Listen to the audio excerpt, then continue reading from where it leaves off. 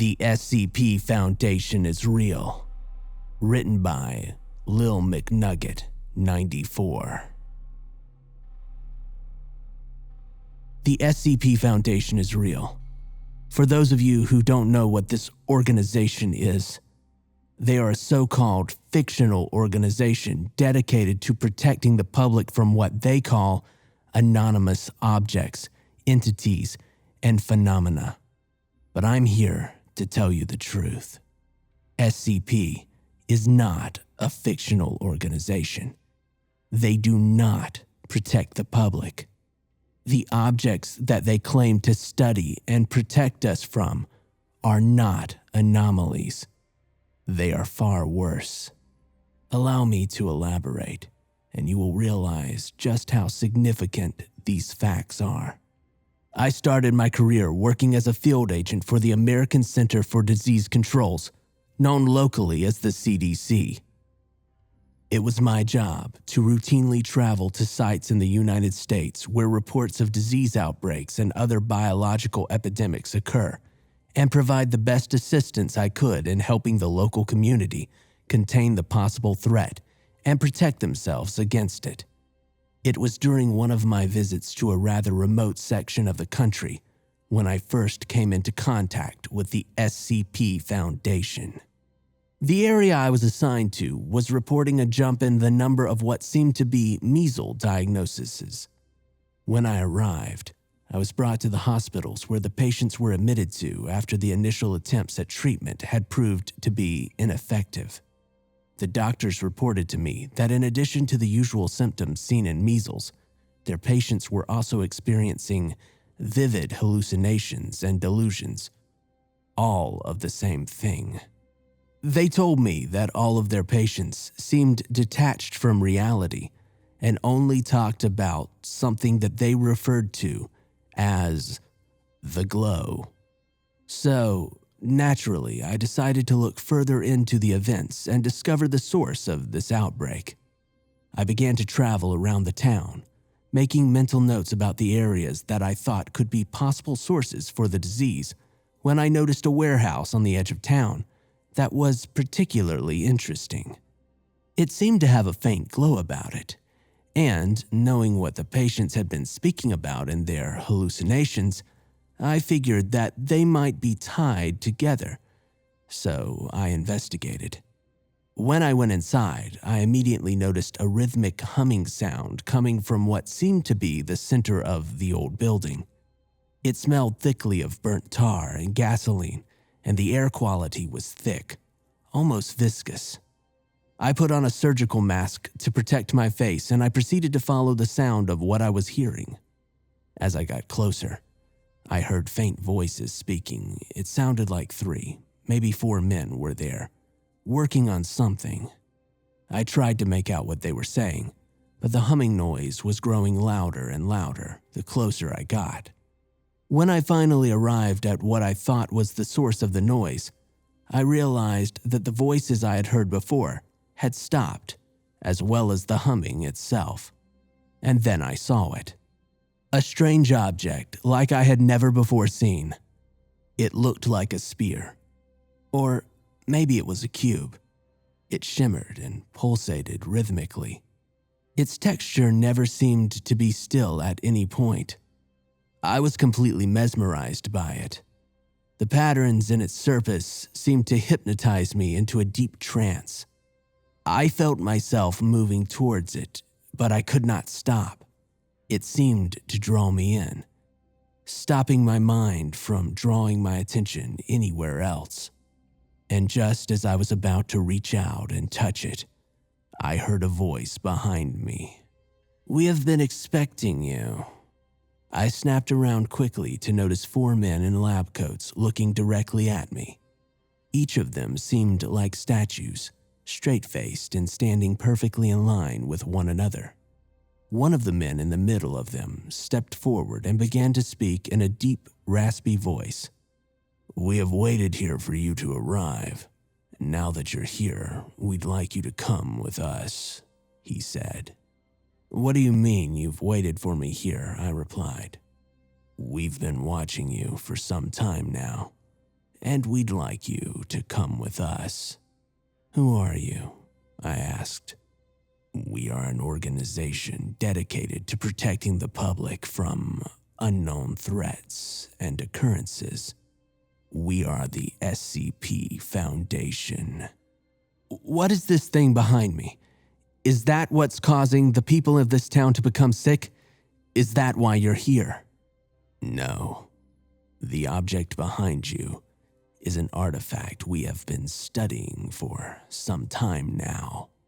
If you would like to learn more about it, please come with us back to our organization's headquarters, and we will show you what we know."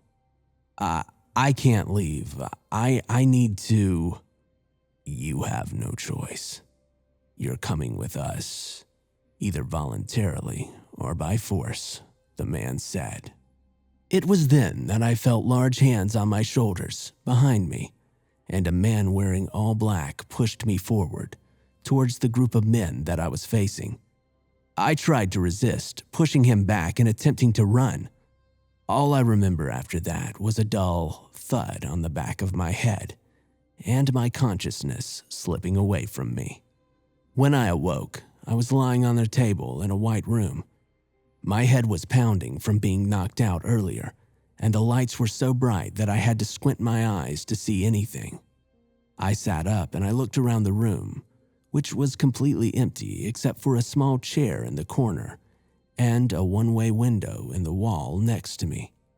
After about a minute, the door to the room opened and a man in a black suit entered. He sat down in the chair, smiled at me, and began to speak. "Hello. I'm the chairman of SCP. I'm pleased to welcome you to our organization," the man said. "There will be no questions answered today, so please let me finish speaking and then we'll move forward with the induction process." He paused for a moment, letting me understand what was happening. "You see, the SCP Foundation has a duty to protect the public from anomalies that we believe are dangerous if left unchecked. We can't allow the public to interfere with our work, since that poses to undermine the entire purpose of our organization. You were brought here because you have breached our confidentiality protocol. We at the Foundation take secrecy very seriously, and by discovering our work earlier today, you have posed a threat to the secrecy.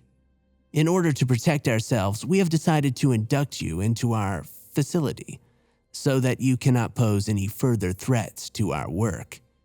Your handler will enter after I leave, and he will take you to your containment." "So what? You're holding me prisoner here?" "You can't do that. It's illegal," I shouted at him. He stood up and smiled, nodded his head at me, and said, "Thank you for understanding, and welcome to the Foundation."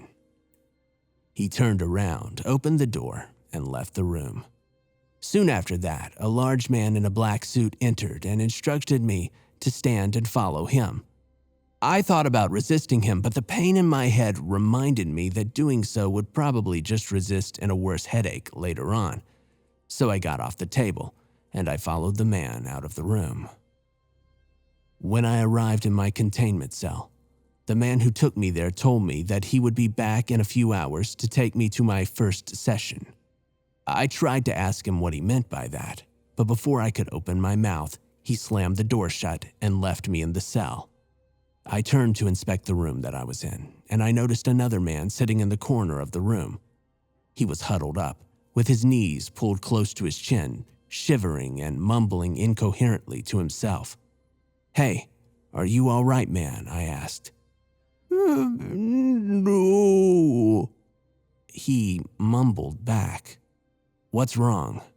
Did they do something to you?" I asked him. The mask.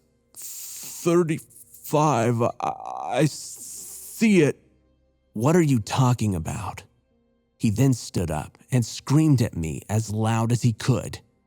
"It's going to take my face! They wanted to take my face!" He then proceeded to claw at his own face, crying and screaming as if a searing hot pain had erupted across his entire head. I backed up, not knowing what was happening, horrified at what I was seeing. He continued this fit for several minutes before he began to laugh hysterically on the ground in front of me.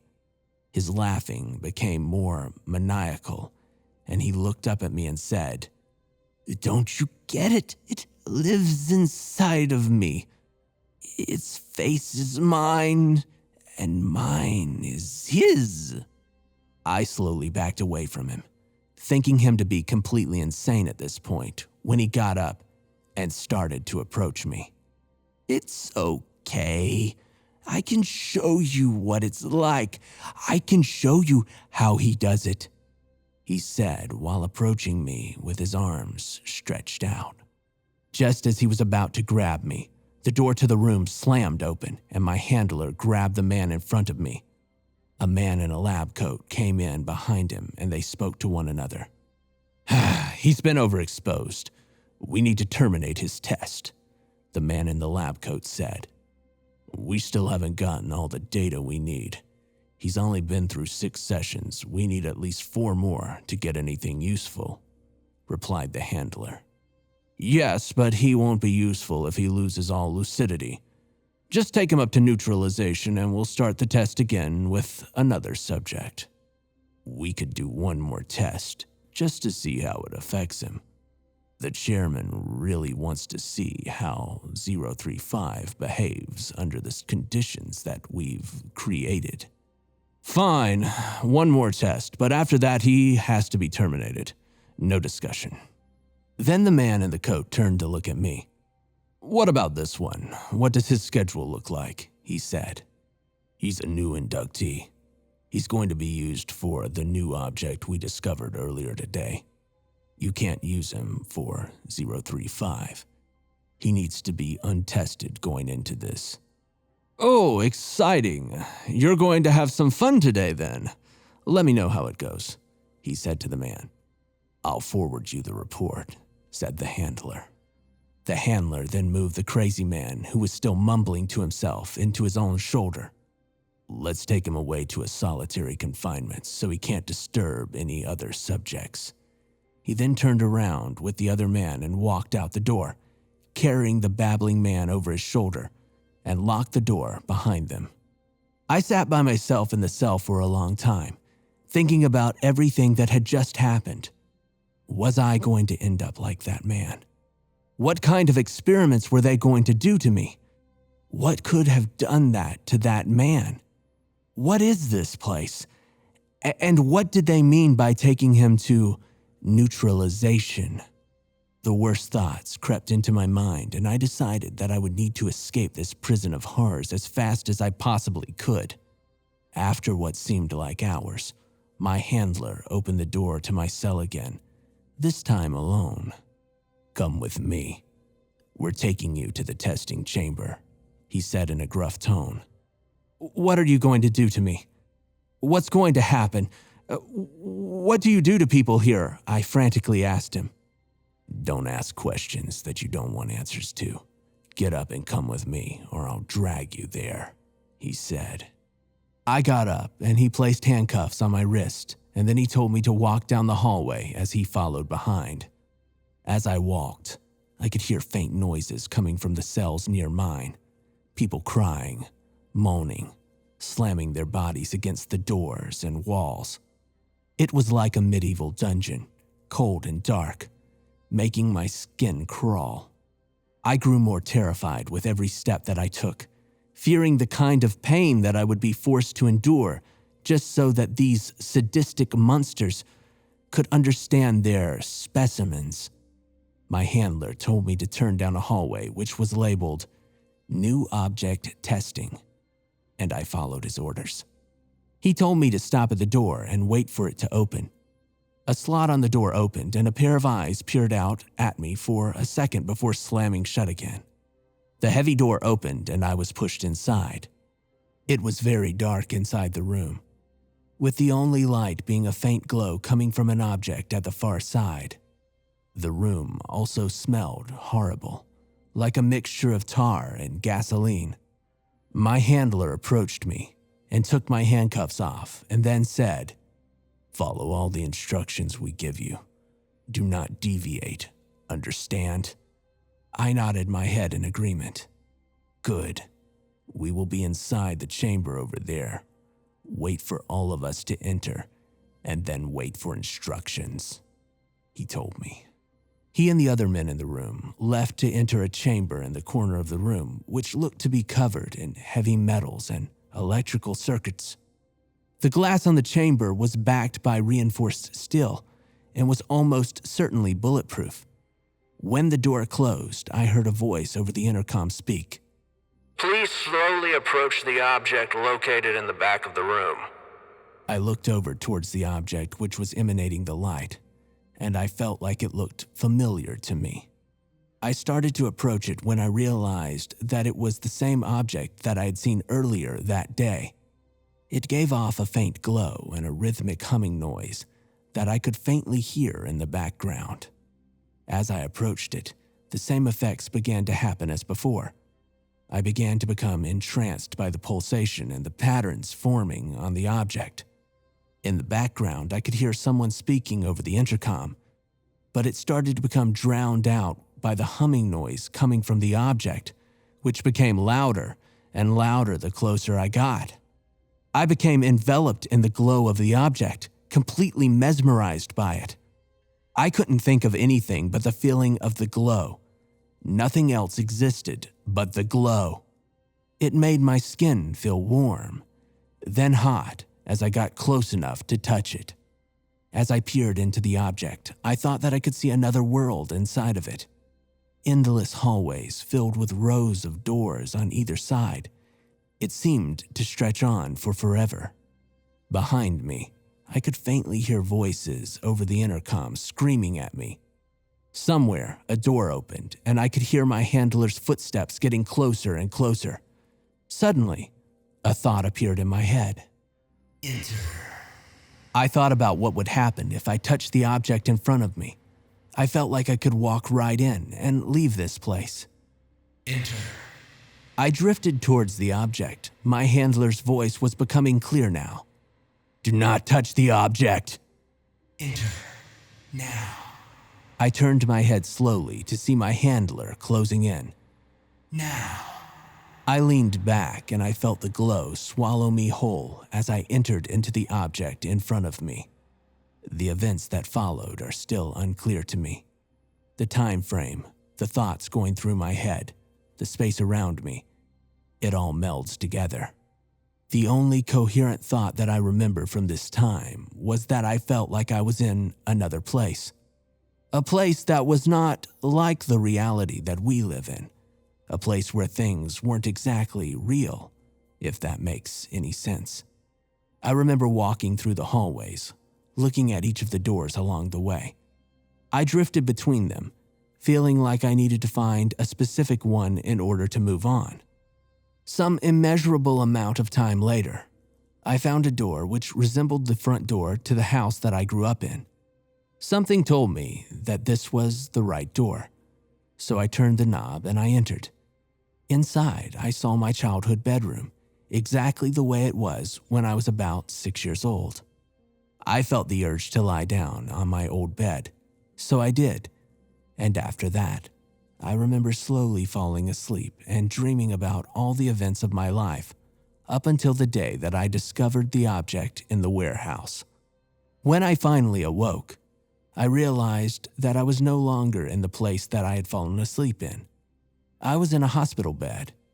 I looked around and I asked the nurse who was nearby where I was. She told me that I was in a hospital being treated for the measles after some local folks had found me passed out near the edge of town. She said that I had been mumbling incoherently for the past 3 days and that no treatment had been able to help me, and that this was the first sign I had given of making any sort of recovery. Doctors came in shortly after that and started to ask me about how I was feeling and what I could remember from before. I decided against telling them about my experience with SCP for fear that I would be written off as still unwell. They told me that they wanted me to remain for a few more days to monitor me before sending me home. What about the measles virus? "Won't it spread if I'm released?" I asked them. They all responded that a few hours before I woke up, all of my measles symptoms seemed to disappear. There were no skin lesions, no fever, nothing to indicate that any virus was present at all. In fact, all of their patients had started to recover around the same time that I had. And they were all being released after a few days of monitoring. I couldn't believe what I was hearing. Soon after I was released, I began to research the SCP Foundation to see if I could find anything. And what I did find nearly caused me to faint. When I found out that they were masquerading as a fictional organization that existed to host creepy stories about strange objects and phenomena on Earth, I couldn't believe what I was reading. They were hiding in plain sight. I'm here to tell you that they're real. They perform experiments on humans. They are in the possession of some of the most dangerous weapons in the universe, and they plan to keep them all for themselves. Be aware of their presence, because they most definitely are aware of all of ours.